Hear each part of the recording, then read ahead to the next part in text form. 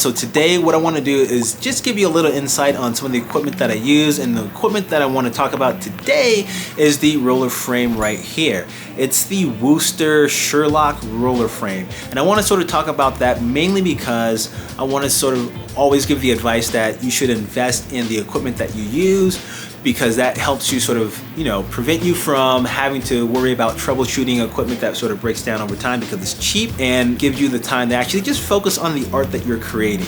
And this Sherlock roller frame is something that, they're not paying me for. It's just something that is in my sort of tool belt, and I want to share some of the stuff that I use all the time. And this one right here, I like it because they have this sort of Sherlock system. It's kind of like this hole right here that locks into the extension poles that I use for the roller frame. So I have a 2 to 4 foot roller sort of extension pole right here, and it locks onto the end. When you're using a regular sort of cheap roller frame, something that you can get at any paint store, something like this, all the roller frames have plastic threads in there.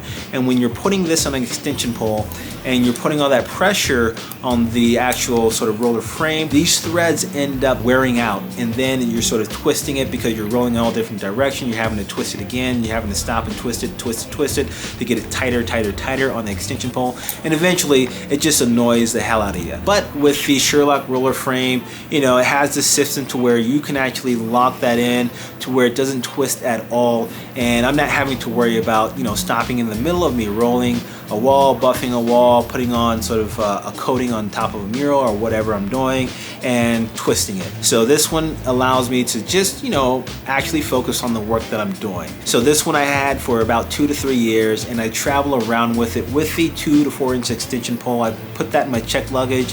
I used it on a project that I just did in Sarasota, and I have it basically with me everywhere. Basically investing in your sort of practice, and it's not that big of an investment. It's just a couple dollars more than the regular rollers that you get. Something that you can sort of keep for a long time rather than using a cheap roller and throwing it out. You can have this one for a couple of years as long as you clean it. I have to clean this one right now because I've been sort of lacking on that, and I want to make sure I can have it for years to come. And one thing about these extension poles that Wooster makes is like they have a piece at the end that's metal that you can change out for sort of the regular standard extension pole. So this one has the regular sort of extension attachment that you can use with any standard roller frame that you can just screw on, and the other one has sort of like this sort of metal rod that sort of shoots out that attaches easily to their proprietary roller frames. That's what I did for my current project in Sarasota. I basically carried this 2 to 4 inch extension pole,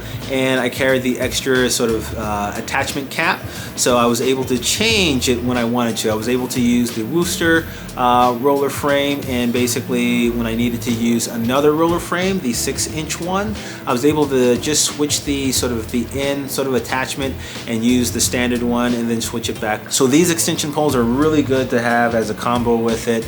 Again, I'm not getting paid for any of this. I'm just sharing exactly what I use in my practice. I wish I was getting paid, so I need to actually talk to Wooster about that. So yeah, I just wanted to share it, and hopefully next time you're doing a project, you build this into the budget and you buy one so that you're not having to sort of worry about this thing going loose or becoming loose on the extension pole, because I hate painting with my wrist. And with the wrist, it's like you're painting for 4 hours and eventually your wrist just wears out. Using an extension pole, it's like it's easy to just distribute all that pressure and torque on your arms and shoulders and everything else, and preserving your body for long-term careers. So that's why I use an extension pole all the time as well. So hopefully this helped out. I will try to share more sort of tools and stuff I use in my practice, and sort of like give you advice on some of the tools and brands that you should get, because it definitely helped me out in terms of just focusing on the art that I'm creating. So I'll see you next time. Peace.